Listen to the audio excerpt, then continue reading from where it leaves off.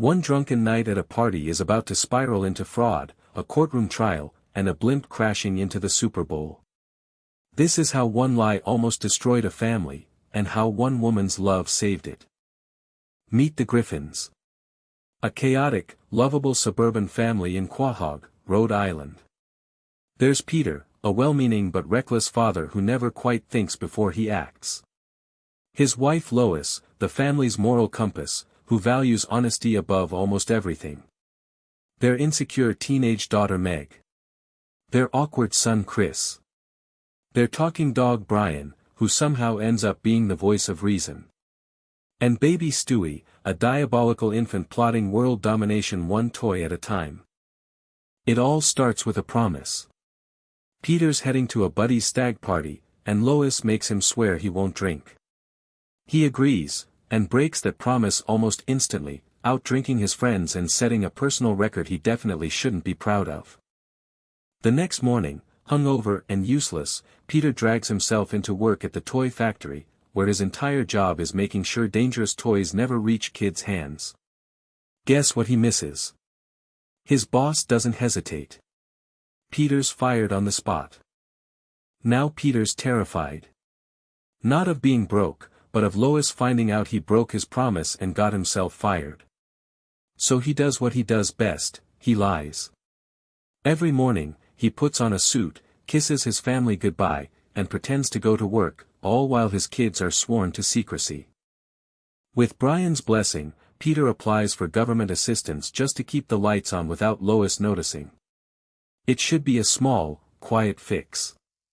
Instead, a clerical error turns his modest welfare check into an eye-popping $150,000 a week.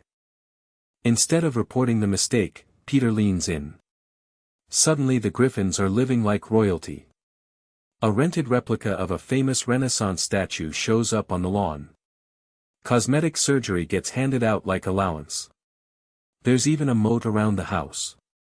Peter tells everyone he just got a huge raise at work.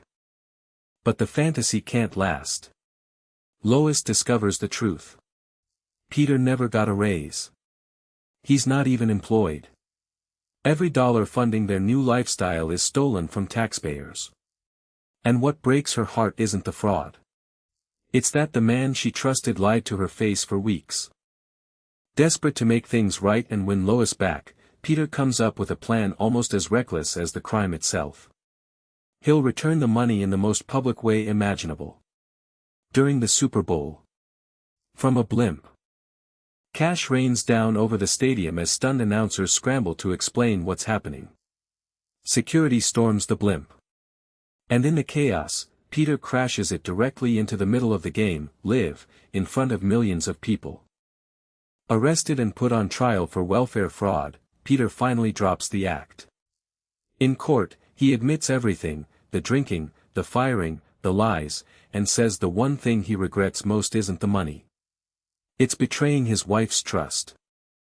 Then Lois does something no one expects. Despite everything, she stands up in that courtroom and defends him, telling the judge that beneath his stupidity, Peter only ever wanted to take care of his family.